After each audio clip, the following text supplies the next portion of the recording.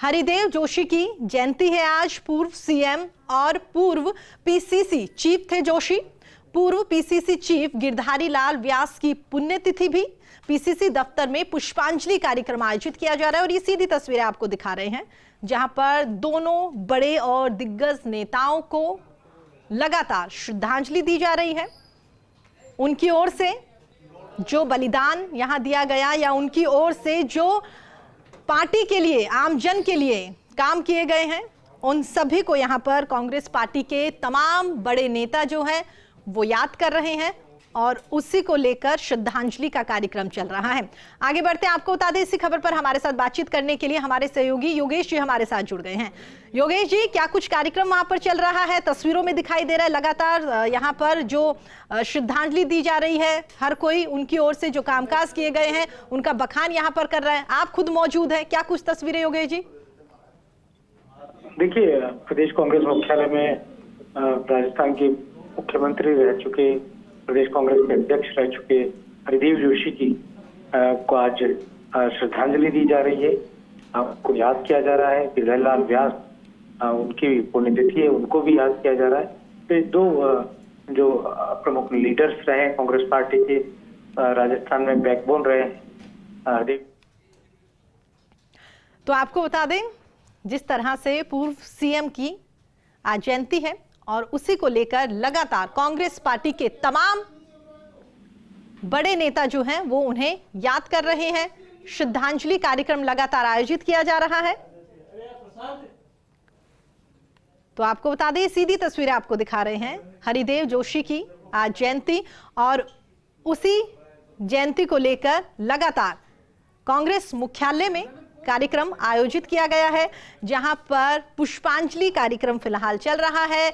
आमजन के लिए उनकी ओर से जो काम किए गए या कह सकते हैं कि कांग्रेस पार्टी के लिए उनकी ओर से जो बलिदान दिया गया, कांग्रेस पार्टी में जो चेंजेस किए गए कि किस तरह से आने वाले दिनों में कांग्रेस पार्टी जो है वो आमजन के लिए क्या कुछ हेल्प कर सकती है, या जब वो खुद यहाँ पर सीएम रहे तो उस दौरान उनकी ओर से तो तमाम कामकाज किए गए।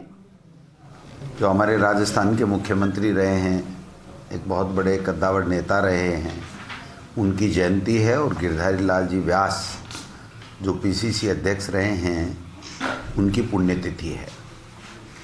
हरदेव जोशी जी राजस्थान में एक ऐसा नेता रहे हैं जो 10 बार चुनाव लड़े और 10 के 10 दफ़ा उन्होंने चुनाव जीता। राजस्थान के मुख्यमंत्री रहे, बांसवाड़ा ज़िले से थे। जो आपको आज राजस्थान दिख रहा है, जो विकास राजस्थान में दिख रहा है, उनमें उनका बहुत बड़ा योगदान रहा है। सत्ता और संगठन दोनों पदों के ऊपर उन्होंने राजस्थान की सेवा की है। हम लोग उनकी जयंती के ऊपर, चूँकि आज 100 साल भी बताए जा रहे हैं कि 100 साल हो गए, तो मैं समझता हूँ कि ऐसे नेता को हम सब लोग आज श्रद्धापूर्वक याद कर रहे हैं। पुष्पांजलि उनके चित्र के ऊपर हमने दी है और हम सब कांग्रेस के लोग उनके जो भी अधूरे सपने हैं उनको पूरा करने में हम लगे हुए हैं। उन्होंने जो मार्ग दिखाया था कांग्रेस पार्टी के कार्यकर्ताओं को, उसके ऊपर हम उनके पद चिन्हों पे चलते हुए हम लोग राजस्थान की जनता की सेवा कर रहे हैं और राजस्थान की जनता ने सर आँखों में बैठा करके राजस्थान में कांग्रेस की सरकार बनाई है। निश्चित रूप से आज 3 साल भी सरकार के हो रहे हैं, तो ये भी हमारा एक सौभाग्य है कि 3 साल भी हो रहे हैं और हम लोग हरदेव जोशी जी जो हमारे मुख्यमंत्री रहे हैं उनकी जो है वो जन्म जयंती के ऊपर भी हम लोग पुष्पांजलि कर रहे हैं। सर, सरकार के 3 साल पूरे होने जा रहे हैं। अब भले ही आप संगठन के हिस्सा नहीं हो, लेकिन सबसे बड़ी बात पहुंचाने वाले आप ही व्यक्ति हैं। क्या कुछ सोचते हैं कि अगले 2 सालों में क्या कुछ target Congress as a president आप क्या देखते हैं कि सरकार वो कुछ काम और करे आगे जाकर?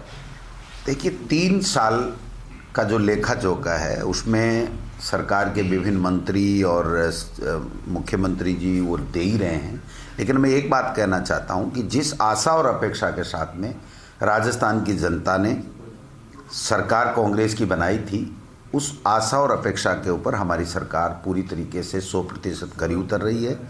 जनता की सेवा कर रही है, अच्छी अच्छी योजनाएं लॉन्च की गई हैं, अच्छे अच्छे काम विकास के किए गए हैं। कोरोना में बेहतर मैनेजमेंट किया गया है, बजट अच्छे दे रहे हैं, कार्यकर्ताओं का मान सम्मान करके उनके काम कर रहे हैं। अब हमने दोबारा से यहाँ पर प्रदेश कांग्रेस कमेटी में जो मंत्री दरबार लगाया है उसमें तमाम मंत्री आएंगे। कांग्रेस के कार्यकर्ता जो भी अपनी समस्याएं बताएंगे, चाहे वो विकास से संबंधी हों, चाहे व्यक्तिगत समस्याएं हों, उनको हम लोग समाधान कराएंगे। और एक चीज़ अब हम करने जा रहे हैं कि महीने के महीने जिन जिन लोगों के काम हो गए, दोबारा जब मंत्री आएगा तो वो अपनी जो पहले का रिपोर्ट कार्ड है वो लेकर के साथ में आएगा कि हमें पहली जन सुनवाई में ये चीज़ें मिली थी, इनमें ये चीज़ हमारे से होने वाली थी, ये चीज़ दूसरे डिपार्टमेंट की थी, ये मुख्यमंत्री जी से संबंधित थी। तो मैं समझता हूँ कि ये सब पूरी प्रदेश कांग्रेस कमेटी उसका पूरी तरीके से फीडबैक लेगी और हमें ये लगेगा, महीने 2 महीने से जब समीक्षा हमारी होगी तो हमें ये लगेगा कि ये बात हमको प्रदेश कांग्रेस कमेटी की तरफ से, तमाम कांग्रेस पार्टी के कार्यकर्ताओं की तरफ से सरकार को प्रस्ताव के रूप में, सुझाव के रूप में भेजनी चाहिए। तो वो लोग हम लोग भेजेंगे और मैं समझता हूँ कि सरकार उसके ऊपर अमल करेगी। जनता जनार्दन के काम हों, जनता को योजनाओं का लाभ ज़्यादा से ज़्यादा मिले और हम लोग कार्यकर्ताओं का मान सम्मान रखते हुए सत्ता और संगठन के समन्वय के साथ आगे बढ़े, ये हमारा लक्ष्य है। सर, कांग्रेस कार्यकर्ता भी आपसे अपेक्षा कर रहा है कि उनको जो राजनीतिक नियुक्तियां बची हुई है वो जल्द दिलवाएं। बिल्कुल निश्चित रूप से जल्दी होंगी, इसमें कोई अब ज़्यादा देर होने वाला समय नहीं है। आप देख सकते हैं कि जिस प्रकार से रैली कार्यकर्ताओं के कारण से हमारी महासफल रही है। रैली का टारगेट दिया था हमने, महारैली की राजस्थान में, और सफल के बजाय महासफल हुई है। तो मैं समझता हूँ कार्यकर्ताओं का हक बनता है कि उनको जो भी राजनीतिक नियुक्तियाँ हों, मान सम्मान हो, उनके व्यक्तिगत काम हो, उनके सार्वजनिक काम हो, उसके ऊपर सरकार पूरी प्राथमिकता से काम करे। ये हमारा और आला कमान इसके ऊपर गंभीरता के साथ में काम कर रहा है और जल्द ही कार्यकर्ताओं को नियुक्तियाँ भी मिलेंगी और उनके होने वाले तमाम काम सत्ता और संगठन में होंगे। संगठन का भी हम लोग विस्तार करेंगे, ब्लॉक अध्यक्ष, जिला अध्यक्ष, नगर निगम, नगर निकाय, इनमें जहाँ जहाँ भी है वो नेता प्रतिपक्ष बनाने का काम, पीसीसी का जो है विस्तार वाला काम, ब्लॉक अध्यक्षों का काम और प्रकोष्ठों के गठन का काम, इनकी कार्यकारिणी जिलाओं की बनाने का काम, ब्लॉक अध्यक्षों की कार्यकारिणी बनाने का काम, वोटर लिस्ट का काम कर रहा है तो वो भी BLA वगैरह बना करके हम लोग वोटर लिस्टों को भी चुस्त दुरुस्त करने का काम करेंगे, क्योंकि वोटर लिस्ट के आधार पर ही चुनाव लड़ा जाता है। तो सारी चीज़ें साथ साथ चलेंगी। अभी हमारा दिसंबर में टेंटेटिव प्रोग्राम है, चूँकि 18-19 का था, लेकिन वो प्रशिक्षण का राज्य स्तरीय हमने आगे 25, 26, 27 के लगभग लास्ट वीक में कर दिया, क्योंकि सरकार के 7 दिन के कार्यक्रम 3 साल पूरे होने पे किए जा रहे हैं। तो मैं समझता हूँ कि ये काम हम टाइम बाउंड है, इसलिए हमने उसको आगे किया है। तो सारी चीज़ें साथ चलेंगे, सत्ता और संगठन मिलकर के कार्यकर्ताओं का मान सम्मान, उनके काम और ज़्यादा से ज़्यादा उन लोगों को लाभ मिले, ये व्यवस्था हम लोग सब मिलकर के करें। सर, बीजेपी कह रही है कि 3 साल कुशासन के हैं। वो तो अपने लिए कह रही होगी ना, उनका तो कोई शासन है ही नहीं, उन्होंने लड़ाई में निकाल दिए 3 साल। उनको चाहिए था कि प्रतिपक्ष की भूमिका निभाएं, कोई कमी खामी रह गई है तो उसको बताएं। वो तो एक दूसरे को नीचा दिखाने का काम करें, कभी वसुंधरा जी के पोस्टर फाड़ रहे हैं, कभी उतार रहे हैं, कभी पूनिया जी के खिलाफ कोई बोल देता है, कालीचरण शराब बोल देता है, कभी कोई किसी के खिलाफ बोल देता है। अनुशासन नाम की चीज़ नहीं है। जो केडर बेस्ड पार्टी अपने आप को बताती है उसमें कोई अनुशासन नहीं है, कोई उनका एजेंडा नहीं है। उनका एजेंडा है मैं मुख्यमंत्री बनूँ, मैं 8-10 एक मुँह निकाल रहे हैं।